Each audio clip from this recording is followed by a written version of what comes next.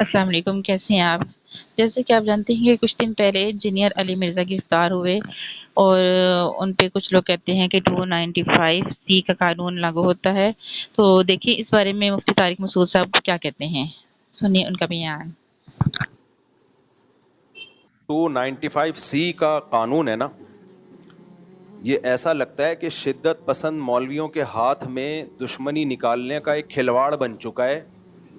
جب چاہو جس پہ چاہو توہین رسالت کا الزام لگاؤ، تو یہ بالکل نہیں بنتا اس موقع پہ 295C۔ اور جو مولوی اس پہ خوش ہو رہے ہیں نا کہ نہیں 295C میں ہم اس کو لٹکوائیں گے، بھائی پھر آپ بھی جب کسی کا کلمہ کفر نقل کریں گے نا، جن لوگوں نے جا کے FIR کٹائی، انہوں نے کیا کہا کہ انجینئر نے نبی کے بارے میں یہ الفاظ کہے ہیں، تو انہوں نے بھی تو نقل کیے نا، تو پھر ان پہ بھی 295C لگاؤ۔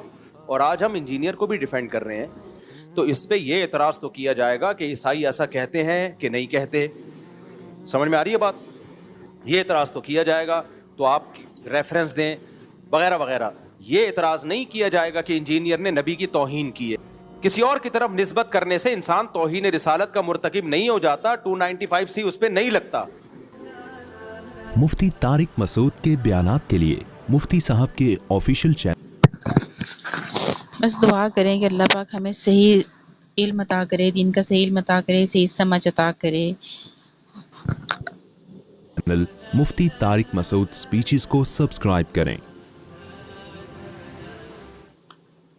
مفتی صاحب، انجینئر علی مرزا صاحب آج کل توہین رسالت کے مقدمے میں گرفتار ہیں، آپ کا اس بارے میں کیا موقف ہے؟ یہ جو 295C کا قانون ہے نا، یہ ایسا لگتا ہے کہ شدت پسند مولویوں کے ہاتھ میں دشمنی نکالنے کا ایک کھلواڑ بن چکا ہے۔ جب چاہو جس پہ چاہو توہین رسالت کا الزام لگاؤ اور عمر قید کی سزا کے لیے پھر جج پہ تھانے پہ دباؤ ڈالو۔ جج سزا نہیں سناتا تو اس کو قتل کی دھمکیاں، وکیل اس کو فیور کرتا ہے تو اس کو قتل کی دھمکیاں، کوئی اگر اس کے فیور میں بیان دے تو اس کو قتل کی دھمکیاں، کہ گستاخ کا جو ہے یار بھی غدار ہے اور گستاخ کا یار کو بھی قصبی سر قلم کیا جائے گا۔ یہ اس وقت پاکستان میں چل رہا ہے۔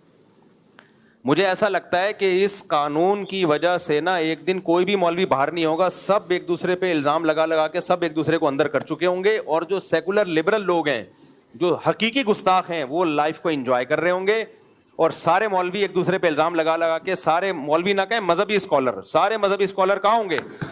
اندر۔ مذہبی اسکالر بریلویوں کو دیوبندیوں سے چھیڑا ہے تو انہوں نے دیوبندیوں کی گستاخانہ عبارتیں نکالی ہوئی ہیں کہ یہ دیوبندی اشرف علی رسول اللہ کلمہ پڑھایا، یہ گستاخ، یہ دیوبندیوں کے پیچھے نماز نہیں ہوتی، یہ سارے گستاخ رسول ہیں۔ ان کو ٹھڑک ہے ان سے بھی، جو بریلویوں میں متشدد لوگ ہیں، ہر بریلوی کی بات نہیں کر رہا، جو متشدد ہیں، بریلویوں میں معتدل لوگ بھی ہیں، تو امام حرم کے پیچھے نماز نہیں پڑھتے کہ یہ گستاخ رسول ہیں، یہ وہابی ہیں گستاخ رسول۔ تو استغفر اللہ، دیکھیں کیا کہہ رہے ہیں کہ امام حرم کے پیچھے بھی وہ نماز نہیں پڑھتے کہ یہ گستاخ رسول ہیں۔ تو اللہ پاک ہمیں دین کی صحیح سمجھ عطا کرے اور ہمیں دین کا علم حاصل کرنے کی توفیق عطا کرے۔ رسول ہیں تو انہوں نے اپنی ٹھڑک پوری کی، یہ وہابیوں کو گستاخ رسول قرار دے کے، صحیح ہے نا؟ ان کے اس تلوار سے جو حقیقی گستاخ ہیں وہ بچے ہوئے ہیں، ان کو کوئی نقصان نہیں، تو نمازیں پڑھنا چھوڑ دیں، گستاخ رسول ہے، گستاخ رسول ہیں۔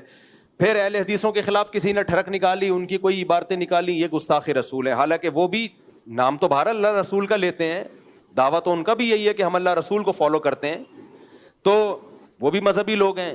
بریلویوں کا بھی دعویٰ ہے کہ ہم عاشق رسول ہیں۔ پھر دیوبندیوں نے کچھ عبارتیں نکالی کہ تمہارے والوں نے بھی تو یہ لکھا ہوا ہے، تو یہ سارے گستاخی کے فتوے مولوی ایک دوسرے پہ لگا رہے ہیں۔ پھر انجینئر علی مرزا صاحب کا ظہور ہوا، جن کو ان کے فینس کہتے ہیں اس صدی کے مجدد اعظم، یہ مر گئے تو اسلام کو بہت بڑا نقصان ہوگا، انہوں نے فرقوں کی دکانیں بند کی۔ جتنے گستاخیوں کے فتوے انجینئر علی مرزا نے لگائے دوسروں پہ، وہ سارے ریکارڈ توڑ دیے اس نے۔ اتنے فتوے تو میرا خیال ہے بریلویوں نے کسی پہ نہیں لگائے، اہل حدیثوں نے نہیں لگائے، اس کا تو کام ہی یہ تھا کہ اشرف علی رسول اللہ گستاخ۔ ہم بیان کر رہے ہیں انجینئر صاحب، وہ خواب کی بات تھی اور بیداری میں غیر اختیاری طور پہ زبان پہ آئی ہے، ان کا مقصد ختم نبوت کا انکار نہیں تھا، لیکن نہیں، نہ انجینئر مانے نہ اس کے فین مانے، کہہ رہے نہیں یہ دیوبندی گستاخ ہیں۔ پھر چشتی رسول اللہ وہ گستاخ. یہ سارے فتوے کس کے ہیں؟ گستاخیوں کے. یہ انجینئر علی مرزا کے فتوے ہیں. اس نے کہا چشتی رسول اللہ گستاخ, اپنے نام کا کلمہ پڑھایا. ہم نے ایکسپلین کیا بھائی معین الدین چشتی بہت بڑے بزرگ تھے, ان سے پوچھا جائے گا کہ معین الدین چشتی صاحب آپ کی بات کا مطلب کیا تھا. اشرف علی تھانوی نے کلمہ پڑھوایا تو پوچھا جائے گا حضرت آپ کی بات کا مطلب کیا تھا. انجینئر نے کہا نہیں, مطلب نہیں. جب بابوں کی باتیں آتی ہیں تو یہ لوگ مطلب تلاش کرتے ہیں, اپنے بابوں کو ڈیفینڈ کرتے ہیں. بابے تے شاہی کوئی نہیں, میرے نبی جیسا تے ہے ہی کوئی نہیں. یہ نعرے لگائے نہیں لگائے انجینئر نے. معین الدین چشتی رحمۃ اللہ علیہ کی بات آئی, بھائی وہ بڑے اللہ والے بزرگ تھے, لاکھوں لوگ ان سے اسلام فائدہ اٹھایا, تو ان سے پوچھا جائے کہ اس کا مطلب کیا ہے, تو ان کی کتابوں میں ان کے مریدین نے بتایا بھائی وہ ختم نبوت کے قائل تھے, ہم نے بھی اس کا مطلب بتایا اور صحیح مطلب بتایا, کیونکہ ان سے پوچھا جائے گا نا آپ کی بات کا مطلب کیا ہے. انجینئر کے جو فینز ہیں, اسٹوڈنٹس ہیں, انہوں نے کہا نہیں بابوں کا دفاع مت کرو, کسی بات کا کوئی مطلب نہیں ہوتا, جو لکھا ہے وہی مطلب ہے. تو آج اپنے جال میں صیاد آ گیا, خود پھنس گیا ہے. تو یہ سارے منجن ہیں مذہبی اسکالروں کے, گستاخیوں کے فتوے. جو منجن انجینئر نے جتنا بیچا ہے اتنا تو کسی نے نہیں بیچا. یہ منجن ہر وقت کیڑے نکالنا, لونڈے باز قرار دیا ہے بزرگوں کو اس نے معاذ اللہ. ان کے اعمال دیکھو, ان کی تہجد دیکھو, ان کی کتابیں دیکھو, انہوں سے جو اللہ نے دین کی خدمت لی ہے وہ دیکھو, کہ ان کو لونڈے باز قرار دینا یہ بہت بڑا جرم ہے. کسی مسلمان کو اغلام بازی کا مرتکب, لواطت کا مرتکب قرار دینا یہ جرم ہے. شریعت نے کہا ہے کہ اچھا محمل تلاش کرو. تو انجینئر کے فین کیا کہتے ہیں؟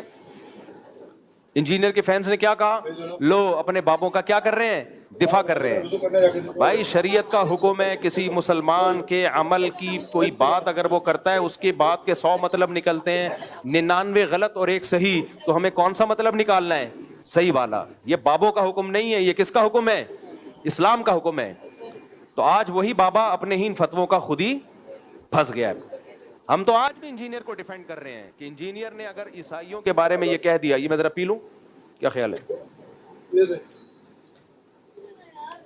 مزہ نہ آئے پیسے واپس. یہ شہد بھی بلوچستان کے پہاڑوں کا خالص شہد ہے, دکان سے خریدا ہوا شہد نہیں ہے. ایک بات سمجھ میں آ رہی بات؟ بلوچستان کے پہاڑوں کا خالص چھوٹی مکھی کا, اور اس میں جو لیمن ڈلا ہے وہ میرے اپنے درخت کا لیمن ہے. آج جمعے کی نماز سے پہلے میں درخت سے لیمن توڑ رہا تھا, خالص آرگینک, کوئی یوریا نہیں ہے. مزہ نہ آئے تو پھر پیسے واپس ہوں گے کہ نہیں ہوں گے؟ مجھے پتا ہے آپ لوگ کو تکلیف ہو رہی ہے,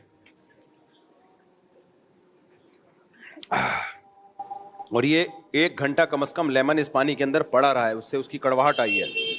لیمن کے چھلکے میں بہت سارے خزانے دفن ہیں, سمجھ رہے ہو؟ نہیں یہ تم ویسے مجھے سمجھ نہیں آ رہی کہ یہ کیا کہہ رہی ہیں, مجھے سمجھ نہیں آ رہی. آپ کو سمجھ آ رہی ہے کیا؟ چلو آگے, اللہ نظر بس سے بچائے. آمین. کیا بات کر رہا تھا بھائی میں؟